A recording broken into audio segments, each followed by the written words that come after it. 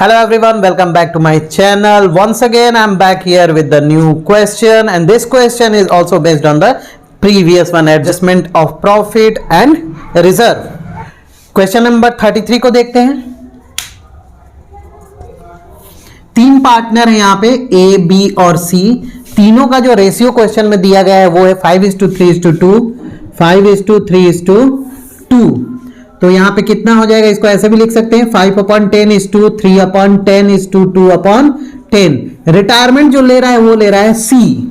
तो सी के रिटायरमेंट लेने के बाद जो कंटिन्यूइंग पार्टनर है उनका जो रेशियो है, यानी कि फर्म की जो न्यू रेशियो है वो दी गई है आपकी 6/10:4/10, यानी कि 6:4 के रेशियो में है. तो इसको इस तरह भी लिख सकते हैं 6/10:4/10. ये न्यू रेशियो किसका है? फॉर्म का रेशियो. फॉर्म में कौन कंटिन्यू कर रहा है? ए और बी कंटिन्यू कर रहे हैं, तो ए और बी का ये न्यू रेशियो दिया है. अब जब यहां पे सी रिटायरमेंट ले रहा है, उस डेट का वैल्यूएशन नहीं किया गया है गुडविल का, ठीक है, जबकि प्रॉफिट दिया गया है. तो क्या करेंगे? गुडविल का वैल्यूएशन करेंगे. तो हम यहां पे कर लेते हैं गुडविल का valuation. Valuation of goodwill. Valuation of goodwill कैसे करेंगे? Step first.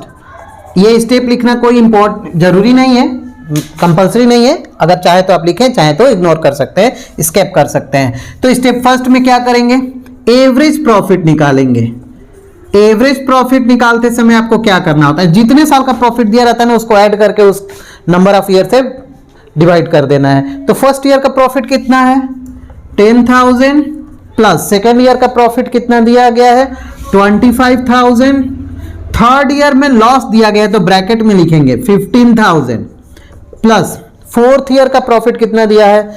36,000.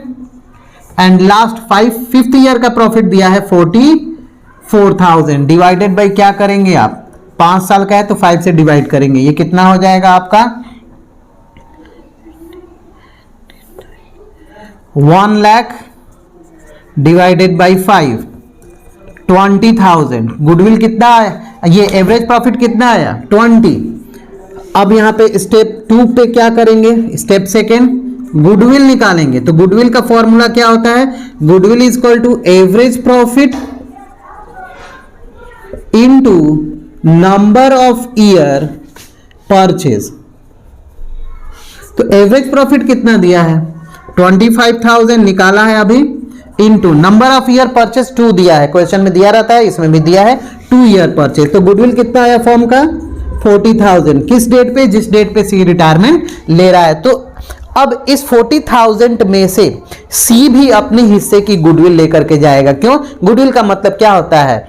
Reputation of particular business in the market. Okay, तो उस रेपुटेशन के वजह से ही मार्केट में कस्टमर जो होते हैं बार बार उस बिजनेस की तरफ अट्रैक्ट होते हैं और बिजनेस का प्रॉफिट क्या होता है? बढ़ता है. तो इस अट्रैक्शन में, जो बिजनेस का मार्केट में अट्रैक्शन है कस्टमर के दिमाग में बिजनेस के प्रति, वो केवल ए और बी के एफर्ट के वजह से नहीं है, उसमें सी की भी मेहनत है. और सी फॉर्म छोड़ के जा रहा है और फ्यूचर में होने वाले प्रॉफिट में उसकी हिस्सेदारी नहीं होगी, इसलिए सी को गुडविल में से हिस्सा लेने का अधिकार है. तो जो भी फर्म की गुडविल होगी उस डेट पे, उसमें से ही वो अपने रेशियो में लेगा. तो यहां पे देख लेते हैं पहले. सी शेयर इन गुडविल. सी के हिस्से की गुडविल निकालते हैं. कितना हो जाएगा? 40,000 टोटल गुडविल फर्म का है, इनटू उसका रेशियो कितना है? 2/10. 8,000 जो है ना, उसके हिस्से का गुडविल आएगा. क्लियर है? अब हम क्या करेंगे? इस 8,000 को कौन देगा? कंटिन्यूइंग पार्टनर देंगे कि gaining partner? Gaining partner. Continuing में भी जो गेन करेगा ना वो देगा. तो यहां पे न्यू रेशियो भी दिया है, ओल्ड रेशियो भी दिया है, तो गेनिंग रेशियो आप निकाल लेंगे. कैसे निकालेंगे? गेनिंग रेशियो ऑफ ए का न्यू रेशियो कितना है? 6/10 माइनस ओल्ड रेशियो कितना है? 5/10. 10 एलसीएम होगा 6 माइनस 5, 1/10. बी का कितना होगा? न्यू रेशियो है 4/10 माइनस 3/10 ओल्ड रेशियो है 10 हो जाएगा, 4 minus 3 equal to 1/10।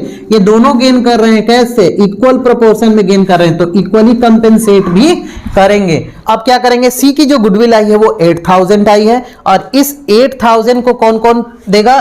Continuing partner देंगे जो गेन कर रहे हैं। तो ए और बी गेन कर रहा है, तो ए और बी अपने इक्वल प्रोपोर्शन में इस 8000 को पे करेंगे सी को।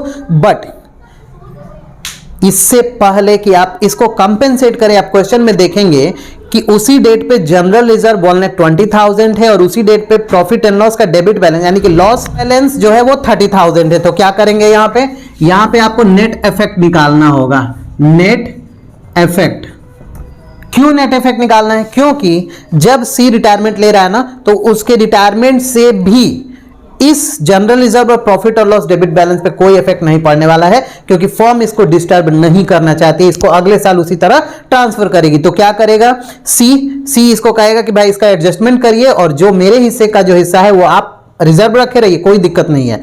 लॉस को भी उसी तरह आप शो करिए, मुझे कोई दिक्कत नहीं है, बट इस रिजर्व में से जो मेरा प्रॉफिट है मुझे दे दीजिए, और लॉस जितना है आप एडजस्ट कर लीजिए, और जो भी आता है मुझे पैसा आप मुझे वो कंपेंसेट कर दीजिए। तो क्या करेंगे, यहाँ पे नेट इफेक्ट निकालेंगे। कैसे?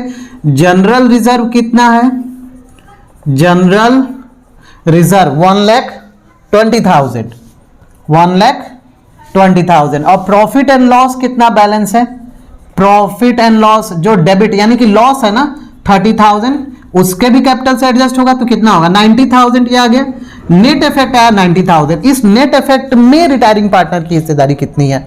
तो ये देखेंगे, C share in net effect 90,000 into उसकी हिस्सेदारी कितनी थी? उसका ओल्ड रेशियो कितना था? 2/10,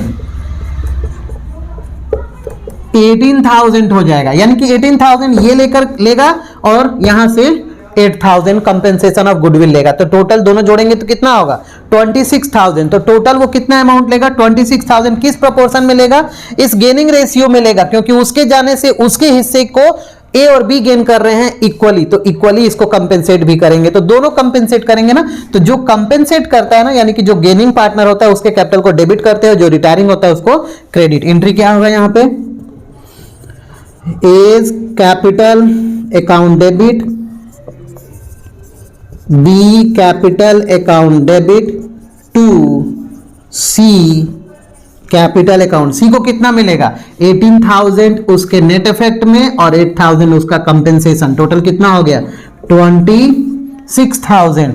इक्वल प्रोपोर्शन में ये दोनों देंगे तो कितना कितना देंगे? 13,000 एंड 13,000। आगे क्या करेंगे? अभी इसका कैपिटल अकाउंट बनाएंगे, रिटायरिंग पार्टनर का कैपिटल। अब क्या करेंगे? जो रिटायरिंग पार्टनर है उस रिटायरिंग पार्टनर का कैपिटल अकाउंट बनाएंगे, क्योंकि क्वेश्चन में रिटायरिंग पार्टनर का कैपिटल दिया गया है। क्या लिखेंगे? Seize capital account. सी का कैपिटल कितना दिया गया है उसके क्रेडिट कर देंगे उसके अकाउंट में, बाई बैलेंस बीडी 2 लाख, और उसको कंपेंसेशन प्लस नेट इफेक्ट में कितना मिल रहा है? दो पार्टनर दे रहे हैं ए और बी इक्वल प्रोपोर्शन में, तो यहां लिखेंगे as capital account by B capital account. दोनों 13,000 और 13,000 कंपेंसेट कर रहे हैं। ये कितना हो जाएगा? 2,26,000। और इसको हम कहां ट्रांसफर करेंगे? ये रिटायरिंग पार्टनर है ना, तो अगर क्वेश्चन में लिखा रहता है कि इसको पेमेंट कैश में करेंगे तो 2 कैश यहां लिख देंगे। इसमें लिखा रहेगा बैंक के थ्रू करेंगे, चेक दे करके, तो 2 बैंक लिखेंगे। कुछ नहीं लिखा रहता है तो उसके लोन अकाउंट में ट्रांसफर कर देंगे। क्या लिखेंगे?